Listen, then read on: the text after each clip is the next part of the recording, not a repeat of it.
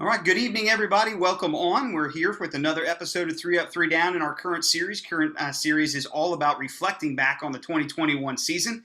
Had the opportunity to kind of do that internally with our own reflections in the first episode. The last few episodes, we've had the 2021 Little League Baseball umpires on from the World Series. Tonight, though, we turn it to softball. So we turn it to the dirt diamond, if you will, here, the big round yellow ball. And we're excited to talk about softball and their experiences here with the 2021 Little League softball umpire crew. So we've got several members of that crew on. I'll make sure that I introduce them here momentarily. But here, as we continue to go ahead and take a look at what exactly we can extract from 2021, really interested not only the viewpoints of all of us, but then especially those of us that were fortunate to work at the World Series level, and we get to hear that from the softball side of things here today, and we're excited about that. A couple things here for me announcement-wise before we go ahead and get started with things here today. As I mentioned, today is all about softball, but I do want to take a brief second kind of preview where we're headed here in the next 2 weeks, because as we start to round out October, our goal then is going to be to kind of take these lessons that we've talked about from these World Series umpires, both tonight and previously, and all of our reflections, try and put them into one place so that we can mindfully start to prepare and think about the 2022 season. So as we start to take a look at really the next 2 weeks in the season, and those are the last 2 weeks here in October before we break on the 31st for Halloween, next week and the week after, the 17th and the 24th here, which are coming up here for us, we'll take a look at number one, taking a look at our individual improvement plans. We'll take a look at that next week, and then the following week we'll talk about building an umpire program, kind of some things to think about there as well. So that's kind of where we're headed, and again, trying to take and apply all the lessons that have been shared, all the golden nuggets, if you will, from the World Series umpires, and really then put them in place here with where exactly we're headed back into 2022. There are also a couple other things here that I want to go through before turning it over and focusing on the experience of our 2021 Little League softball umpires, and I'll go ahead and share my full screen here with us. And that is just to kind of make sure, as I mentioned here, we kind of know why we're here, what we're doing, and then ultimately where we're going here all at the same time.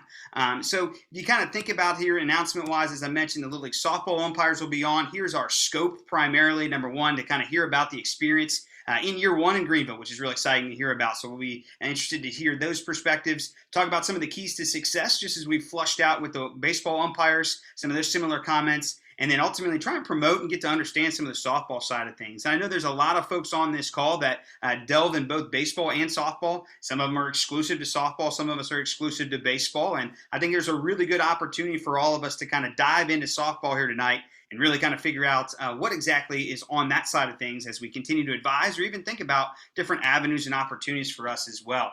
As I mentioned, the next 2 weeks we'll wrap up the season here on this this theme of lessons learned from 2021, specifically then taking a look at those lessons we'll learn tonight and the golden nuggets that we've heard beforehand to apply those then to help us plan both individually and collectively for 2022. 2 episodes here left in the month of October after this evening, one of which is the 17th, creating your own individual improvement plan. Talk about how to mindfully craft that next week, and then start to talk about how to take that whole idea of still making improvements, but specifically doing so to prepare us to lead in 2022. Now, when we talk about building a foundation to lead in 2022, that'll actually be a bridge to the next season, which will be November and December. And that'll be then taking a look at ways in which we structure our umpire programs, specifically as we build and construct different clinics and provide you with some ideas and things like that, as many of us are hosting clinics and thinking about designing clinics and changing things up with our umpire programs, either at the local or district level. So from a snapshot, that's what we've got here on tap for tonight, 10-10. And then you can see then the other episodes there here coming up to us at the end of the month, the 17th and the 24th. And then, as I mentioned, we'll break for Halloween on the 31st. So we'll be off on the 31st, come back in November, and then kind of talk about really turning the page to 2022 and preparing for success there in leading our local organizations. Seth is out on a volunteer appreciation dinner here in the Central Region tonight, so he's not with us. DJ is. DJ, did I miss anything announcement-wise or anything else that you can think of here before we go ahead and start to talk about the softball experience?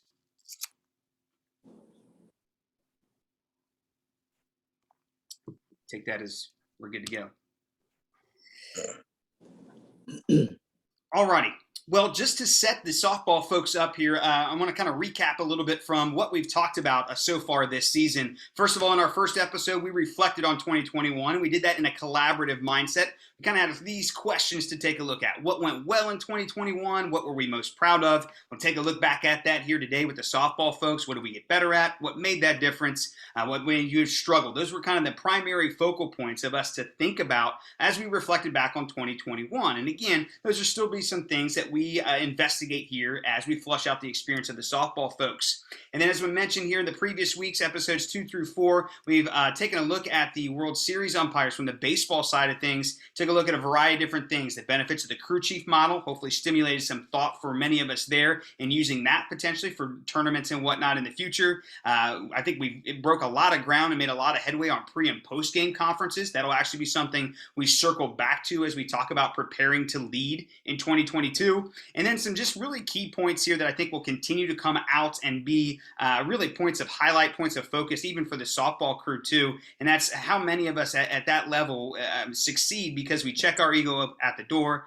gives us an open mind to prepare to lead in whatever the case may be. And then that whole idea of resiliency, allowing us then to, as we mentioned last week, trust our training, slow down the process, and be patient with ourselves and have that positive self-talk that we can do this. And those are kind of some of the major big picture takeaways here from 30,000 feet, if you will, over the last 4 episodes. Now tonight, as I mentioned, is all about the softball crew, and I'll go ahead and introduce those individuals here now. Excited to have them on here to share their experience about the Softball World Series here down in Greenville, North Carolina. I'll go ahead and introduce these individuals here as we go ahead and get set. Going to do some ground rules here as normal before I do that. If you guys do have any questions, just feel free to drop them in the chat.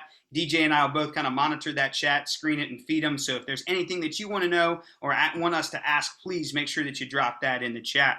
Let's go ahead and introduce the members of the 2021 softball crew here, and then I'll start to turn it over to them here. Joining us this evening, Mike Cameo from the East. So Mike Cameo from the East is with us. David Byers from the Southeast is also with us. Mark Teagle from the West.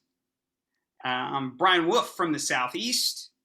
And then 2 Central Region fellas, Mitchell Lemponen from Ohio in the Central, and then Don Mason from the Central as well. So those are our representatives from the 2021 crew. Did I miss anybody there in the 2021 crew? I don't think so.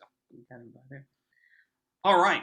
Well, gentlemen, welcome aboard. I'm very excited to have you guys on and hear what you guys have to say. And I'm ready to shut up and listen to you guys talk about your experience here now that we've got everything set up. Kind of 3 different segments, I guess, that we'll have here tonight for our discussion. Segment 1 will definitely be about the experience, and that's obviously what we are probably most interested in. So we'll start there here in just a second. We'll move on then to kind of take a look more so at the softball specific side of things, and very interested to hear what you and some other people may have to share about considering softball. And then lastly, just offering some closing words of wisdom. So those are the 3 segments here that we'll use to go ahead and frame. And guys, as we go through this stuff, feel free to jump on. You guys may end up talking like at the same time, just yield the floor, whatever it is, we'll be fine. So just hop on in, take whatever question you guys want to, share whatever comes to mind. I'm here to take notes, to listen, and then ultimately really learn from you guys about your experience and then how to apply it really to getting better and even considering the softball side of things here. So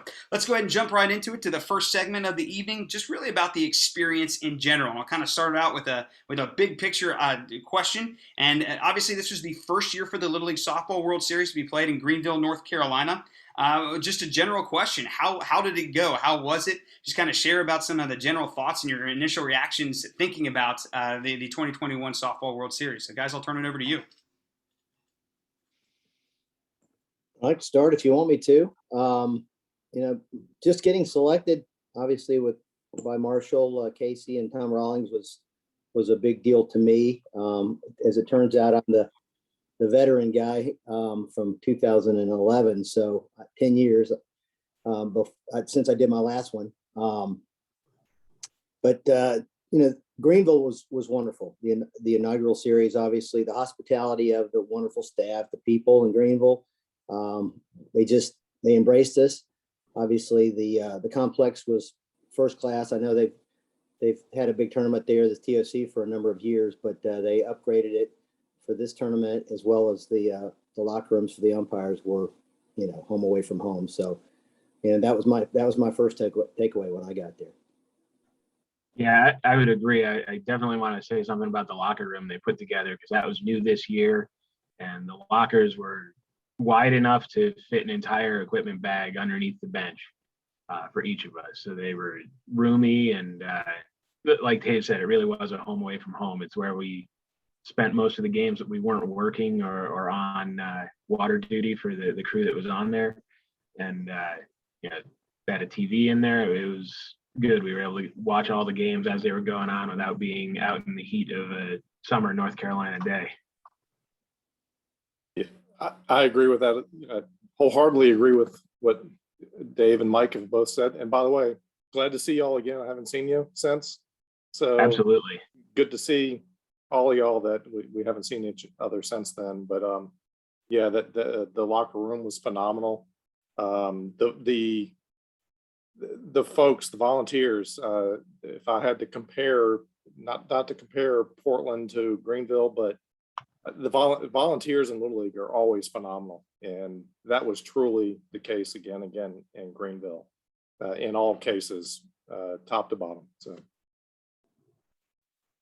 And I'll just compliment those of us on the crew who decided to wear the Adidas shirt. It looks like we phoned ahead like women on a date or something, but you know, it's just the way umpires are. I think that speaks of the camaraderie that we had, that we just stepped in, we hit the ground running as a crew. I had worked with Brian and Jane in 2018 in Portland, so we already had that strong relationship, but the friendship and the camaraderie with everybody else on the crew just stepped right up and hit the ground running. And I think a lot of that is from the tone that was set by Marshall Casey. I mean, he came in with his experience and his leadership and just set a tone of, this is what we're going to do and how we're going to do it. And Chuck Latini was there from New Jersey as well as his assistant. And then I can't stress enough having a washer and dryer in that locker room. And thanks to Mitch, a ironing board and iron that said property of Hampton Inn on it for some reason. But they were returned at the end of the tournament. I have no idea what you're talking about. But a great group of people, men and our amazing woman who was on the crew too. I would agree with a lot or everything that's been said up to this point. All of us except Mitch had a World Series under our belt. We'd experienced Portland. We knew what Portland was like. You know, and Portland ran an excellent tournament. So coming into Greenville, just by looking at the pictures, you knew the facility was going to be great. But being the first year, you just kind of wondered how everything was going to be. And if you didn't know it was their first year, there's no way you would have known it was their first year. They just knocked it out of the park with everything they did, from volunteers. They've already talked about the locker room, which surpassed everyone's expectations, and it was exciting. Even the company that did the locker rooms, he came there the first day just to ask us what our thoughts were and how we liked them. But they were phenomenal. We could all be in there at one time if we needed to be. You know, so we just had a great time. Marshall did set the tone pre-tournament with his communications. Not only his communications, but when we had questions, he was right on it to get back to us and to try to really help us navigate through an unknown, which was the pandemic and how everything was going to play out.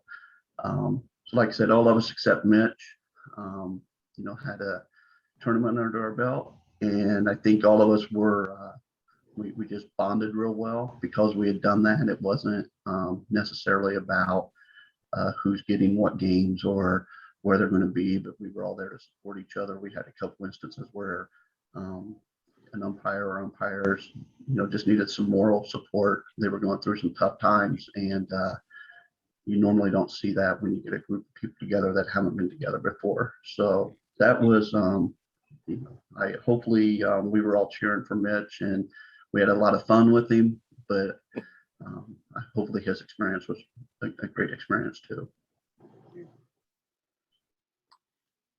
Mitch, I'll turn it over to you here and kind of, I guess, put you on the spot a little bit since you were the only rookie, if you will, the first timer of the tournament. Because for those of you guys that don't know, Mitch, he was the only umpire of both World Series tournaments that decided not to defer his appointment to 2022. So, I mean, everybody has their own reasons why, but what I'd like to do is at least, Mitch, I think a lot of people oftentimes, and this is experienced from myself and I think a few other people also on the call who have been younger, and Mitch is a pretty young individual, early 20s as well, very talented umpire, very talented individual. It can be very intimidating. It's from somebody who was on the college diamond at a very young age and things like that, and the umpire brotherhood and sisterhood that it is, the fraternity and sorority that it can be pretty intimidating. So, Mitch, I think one of the questions that I want to start to like dive into and be a little bit more specific in what we went through as well is, Don Mason mentioned a lot about the support. There was camaraderie that was mentioned by a few other folks as well, and I just want you, Mitch, to maybe talk about maybe some of the things that you appreciated as kind of the younger first timer coming into these things with this crew, and what kind of made that experience around them help you to succeed or have a positive experience. So kind of turn it over to you and just kind of share some of the things you appreciated, specifically those for a lot of us out there that are going to have to welcome some younger talent at some point or another. Yeah, I mean, going in, I wasn't sure what to expect. I've never done any World Series at any level. I've only done one regional tournament going into that World Series. I really don't know all that many people outside of my area up here in Northeast Ohio, or as I like to call it, the iceberg. Once everybody got there, got into our meetings pre-tournament, started meeting everybody, just the camaraderie from everybody really helping me out as we were going along. And then just once we got out on the field, started doing games, a lot of the nerves started going away. I mean, in just working with everybody that's had that experience before, just really, I don't want to say as a crutch, but it was to kind of, it was very helpful to know, there's other guys that can really help if something goes sideways at any point. And like I said, and everything else that these guys have said right along, all the volunteers that were there, a lot of them behind the scenes are umpires in the regions and things like that have helped down those areas and things like that. So I mean, it was just getting to know everybody really helped kind of calm things down as we were going along with the tournament.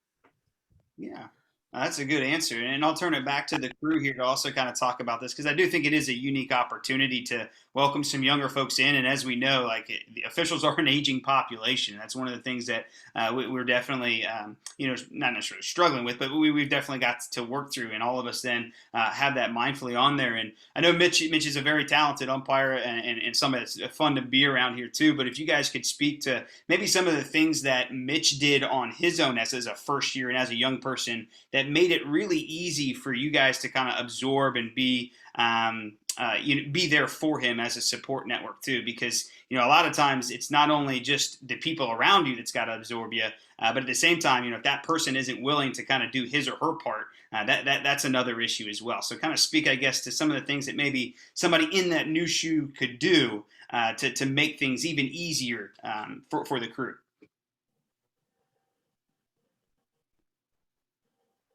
Well, I know from my perspective, and I was fortunate enough to have Mitch on the semifinal with when I was doing the plate. But one thing that stood out to me was that he did not come across as a first year World Series umpire or a rookie, as we like to refer to him. The whole tournament, he embraced any input that we had, but he was spot on with everything that he did and didn't come across, I don't think, to anybody that he was a younger or fairly new official. So, and he's not really new because he's been umpiring a long time. He just is new to the regional and the World Series experience. So that's my perspective. Yeah, I'm going to agree with David. I worked with Mitch. The pool play, Mitch and I and a couple others were on the same quote unquote crew together as we started the tournament. And Mitch did a phenomenal job. I'm going to echo what David just said. Great to work with you, Mitch. You were spot on in what you did. We need younger folks to jump in and do just exactly what Mitch is doing. And I really enjoyed working with you. We were actually, I'll say we were locker mates. We were right next to each other. So really enjoyed working with him. And he brought a lot to the crew in terms of all the umpires, the umpire crew. Even though he was, I'm going to say, quote unquote rookie, but he helped us out a lot in a lot of different ways. So yeah, Mitch did a great job. Yeah, I would say, Mitch was, stuck hanging out with a bunch of old guys for the week, but he was there, in the locker room watching, the games that were ongoing, cheering on fellow umpires, analyzing different aspects of a call, because obviously that's what we do when someone else's game's going on, and he was there, with all the rest of us, just being part of that crew. Which for me, that was almost a little bit unique from previous World Series because it was just umpires there. None of us had anybody with us. So we were hanging out with each other all the time. And that's a good thing. Yeah. Yeah. There were kind of a couple of levels of closeness. You had your crew that you were with during pool play. So you developed that closeness, but there wasn't a clique of any of those people. And when things got mixed up as we got into the semis and the finals, those crews just shifted and took on the new people when we went to 6-man for the last couple games. Everybody was just knew what to do. We'd been working on it. And off the field, as was mentioned, there wasn't anybody else around. And there wasn't a whole lot of programming because of COVID. They weren't taking us on outings. We got to go to one night of barbecue, but the rest of the time we were just like, hey, what do you want to do? What do you want to do?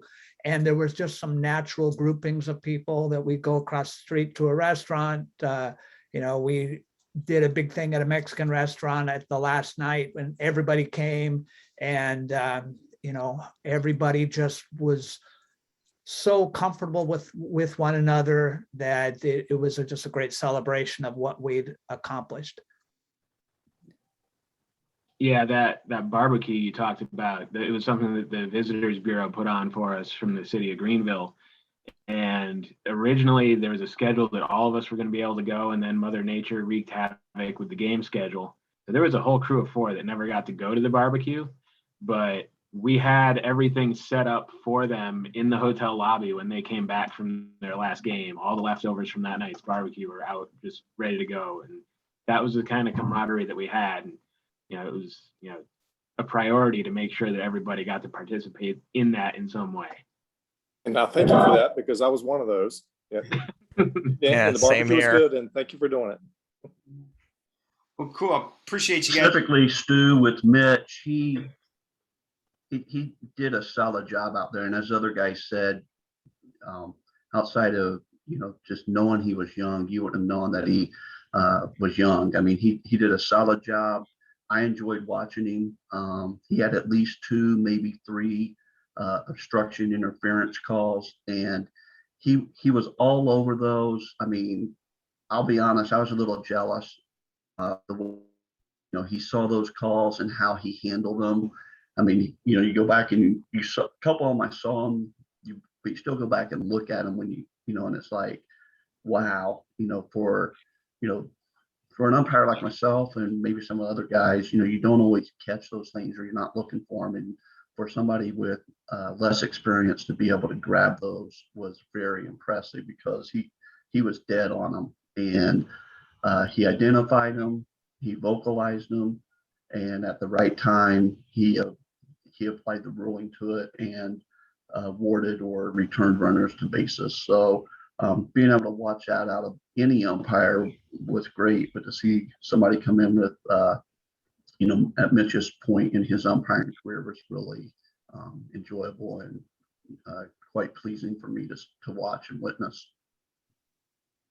Stu, if I could add, not to Yeah. hijack, but based off of everything that everyone has said, and the camaraderie that we developed in a very short period of time, the fact that you were able to put together those 4-man clinics, the 3 up, 3 down clinics that you put on, I'm sure everybody would echo this and say that it was extremely helpful because basically we were starting to work, we were working a completely new 4-man mechanic. And I can tell you, when we got out there, it was completely seamless. I don't think that any of us had any bad rotations or missed any rotations. And that's extremely unusual, especially in the very, beginnings of a tournament. First few games, usually we're stepping over ourselves or over officiating a little bit as far as the mechanics are concerned. But in this particular case, I didn't see any of that. And so kudos to you and your guys for doing that series, because I think that helped a lot. Yeah, appreciate that. Marshall made it easy. Marshall did a lot of work with that one too, so I'll give him a shout out to Marshall Casey with all his work. Guys, I appreciate you, Mitch. I appreciate you being vulnerable and letting us kind of dive down that foxhole. I mean, as somebody who was really young in college baseball and was oftentimes kind of like ostracized a little bit from groups and whatnot, and that's kind of one of the reasons why I've gravitated and stayed with Little League Baseball for so long. I did want to flush out kind of the younger guy experience here for people because, again, we've got to have open doors to those younger folks. And not only do we have to have those younger doors, at the same time, that's a two-way street. And I thought it was a really good representation of both you guys to share all those thoughts on bringing a newer guy in. And then secondly, what characteristics really make for a new umpire looking to advance to regional World Series, even though you may have been umpiring for 10 years or so. Regional and World Series stuff's a little bit different. And I think those characteristics are definitely something that a lot of us, especially whether we are young or not, can take away from. So thanks for letting us go down that foxhole and sharing some really good stuff.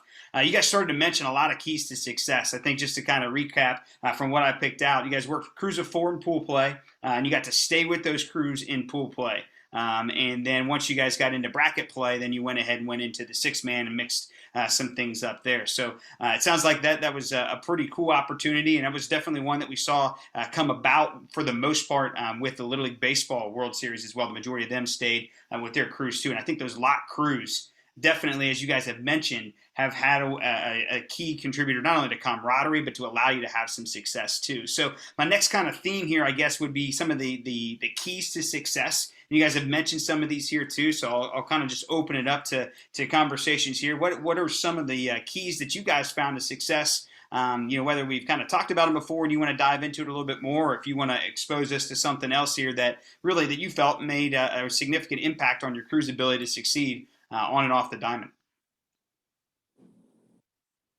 Well, just to dovetail on what I was alluding to with the 4-man mechanic and what you guys were able to put on, we all work together as a collective unit.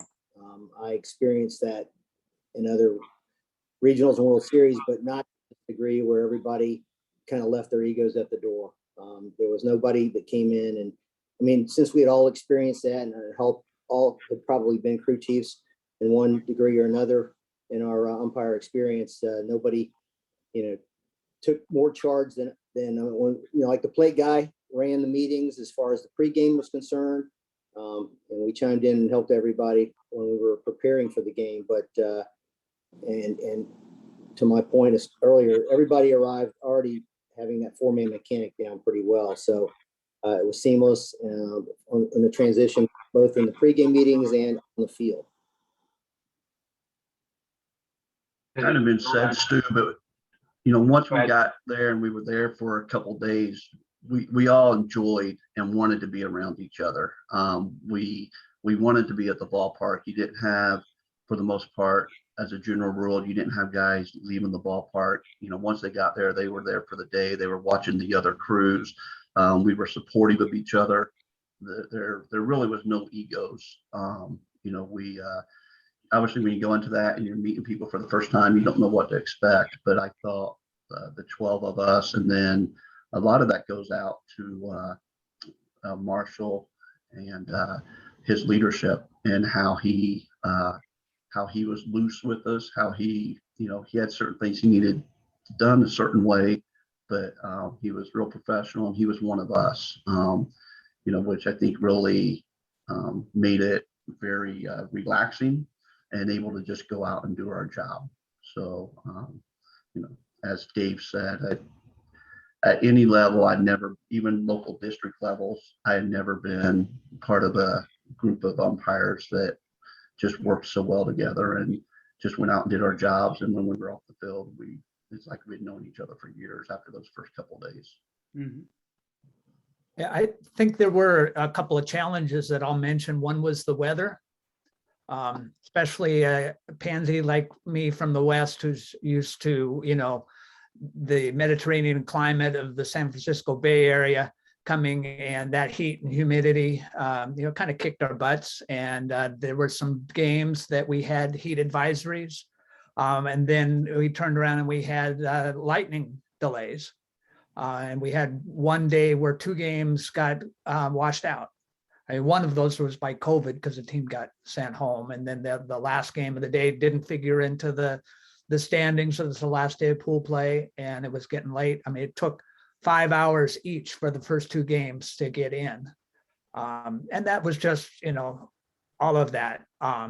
But the people were great. They rolled with the punches. They opened up the gym for the girls to be in out of the weather and kicked us out because we were trying to eat our lunch. So we dove into our favorite place on earth, which was our locker room. I mean, I think had it not been for COVID, we would have had more options for watching the game because we weren't allowed to sit in the stands. That was for the families and that was tightly controlled. We had places that we could be. We could go out into right field. And in the cool of the evening, we would do that and watch the games in person. But when it was hot, we sat in the air-conditioned locker room with our refrigerator full of Gatorade and we watched on TV.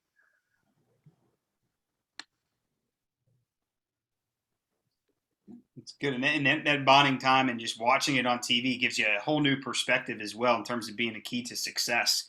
Keep flushing out that keys to success. Anything else to go ahead and add into some of the things that you guys may have found most useful to help you succeed either individually or even as a crew here as we continue to think back on your experience at the World Series? Dave mentioned earlier checking your ego at the door, and along the similar line is being open to constructive criticism. And a lot of the times, we'd come in for a post game and we'd each, go spend a round beating up ourselves for whatever we got wrong. And the other 3 didn't even see it.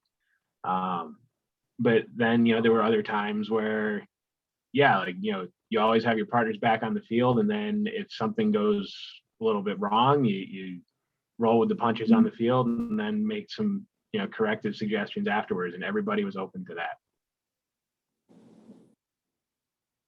Yeah, I'll add on to that, Mike. I wholeheartedly agree. Teamwork is the word that comes to my mind. Working together, just to make sure you get everything right, call the best game you can, and everybody works together. You don't want to say check the ego at the door, but because we didn't do that because that's who we were, but we knew that going in. So just the whole teamwork thing and working together to do the best that we could. That's the advice I would give for folks looking to do this: is do the best job you can to provide the best experience for those that are playing the game.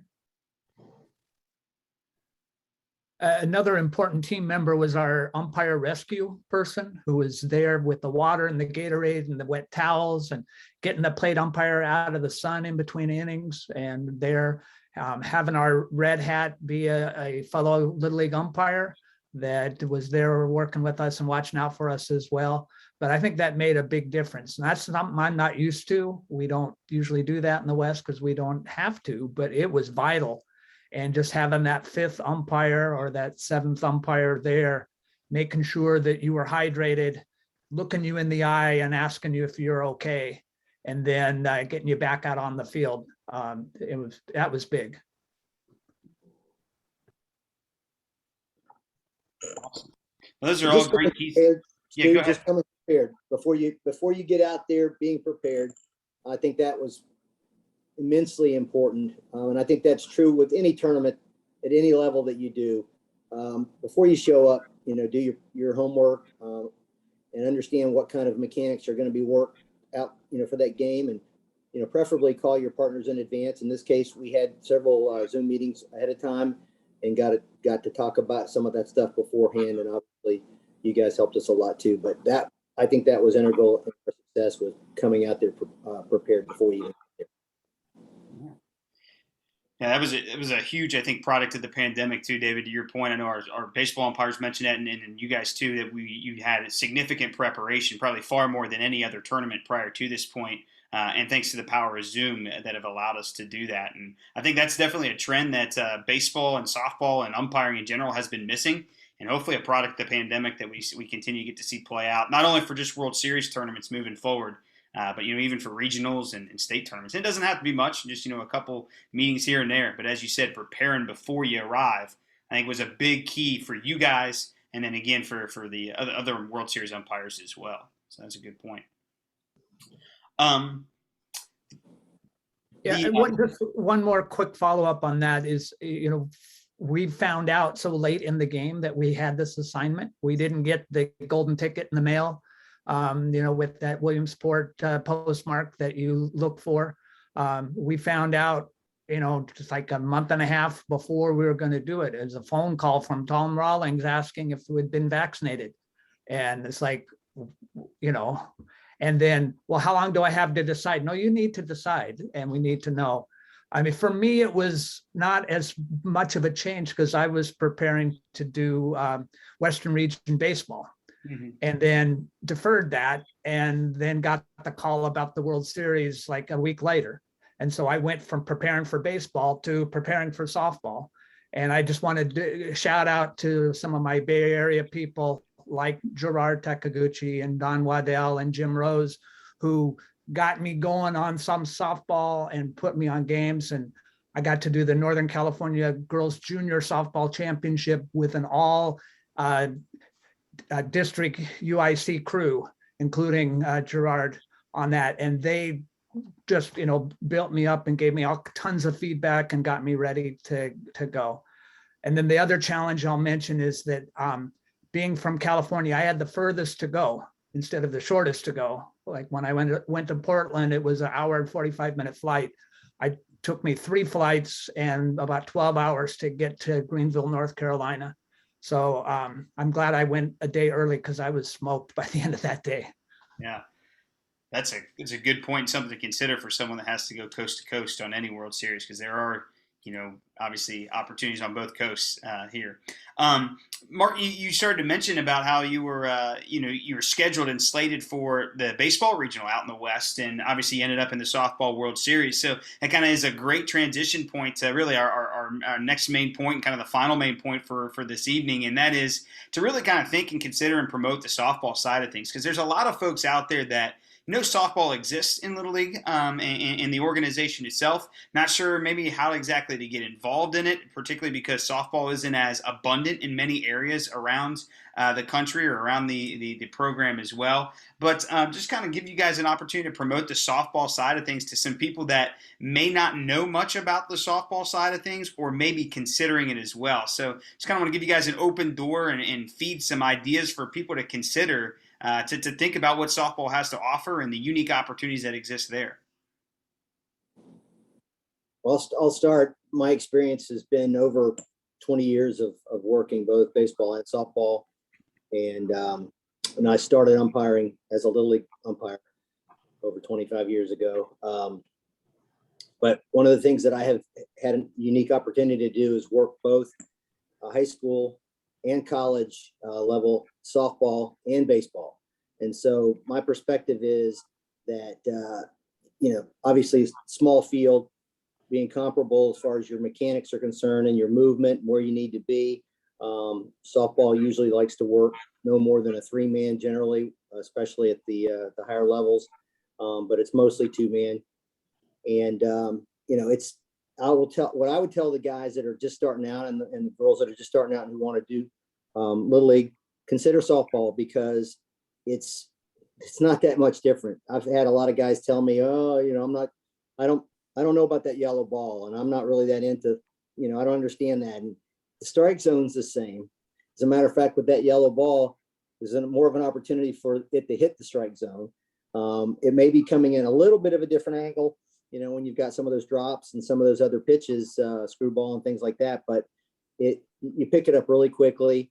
And what I find is there seems to be a little bit of a difference as far as I don't kind of how the parents and also the girls, for the most part, there's not as much ego out there. Don't get me wrong, especially at the college level, they play serious ball for sure, but it just seems like there's not as much consternation. There's not as much. I don't have to have discussions with some of the coaches coming out of the dugout quite as frequently as I did or as I do with baseball. So to me, that's really the big difference, is just some of that. But as far as the small field mechanics, it's not that much different, and it's a faster game. I did a high school game, 7-inning high school game in 50 minutes. I had really good pitching, obviously, in both teams, but don't take that for granted, because it's a powerhouse and it's a fast game. So it's very enjoyable. So that's my perspective. Yeah. Dave hit a lot of thoughts that I'd had, but the other thing, I think it allows you on the, with the small field. I mean, I think that's a great benefit for umpires that are looking to really strive to get to that Major League Baseball regional or Major League Baseball World Series. You can go do softball at any level and you're still on that small diamond. But I think the one thing it does is it gives you more frequent exposure to certain situations in softball that you don't necessarily get inning in or game out in baseball. And that's more of the small ball atmosphere, where you have a lot more opportunities for hit by pitch, because the girls are up on the plate. They're willing to take the pitch and being hit. You kind of have to focus, where are they at when they get hit? Are they in the batter's box? Are they leaning over the plate? Because these girls are, they're playing more than just little league, so they're taught those things. And then in conjunction with that, especially with the slap hitters, are they in the batter's box when they make contact with the ball? Are they out of the batter's box? And it just gives you a different perspective, from a slap hit, a bunt. Baseball for a large part seems to win away from the bunt, where in softball they're still doing it. And then in combination of those, you have the running lane violation that you really have to watch for. You may get that once or twice during a baseball game, but in a softball game, you're getting that a half a dozen times, a lot of times. So I think it just gives you a different part of the game that you can really focus on, that you have to be focused on. That's just going to prepare you when you're going back and forth between baseball and softball. But as Dave said, ball's a ball, strike's a strike, out's out, safe, fair, and foul's foul. So, we used to be just a baseball district and a softball district. And we changed that about 10 years ago. And about 6 years ago, I was encouraged through our region to start working some softball games. And, it's done a lot for my personal development for a lot of the reasons that have already been said here. But it's, and I really think as leadership embraces it and even works some of the different levels and goes from baseball to softball, it's only going to help grow the volunteers to work both sides of it. And we are Little League. We're not Little League baseball. We're not Little League softball necessarily. We're Little League. And, 5 years ago, 6 years ago, I probably wouldn't have said this, but as an umpire, we should be willing to adapt and work whichever we need to work in order to better our program. Yeah, I'm going to tag right on to what Don just said. I only work Little League games. That's my personal choice. And locally, district-wise, state-wise, whatever, we're Little League umpires. I work both. I've always worked both.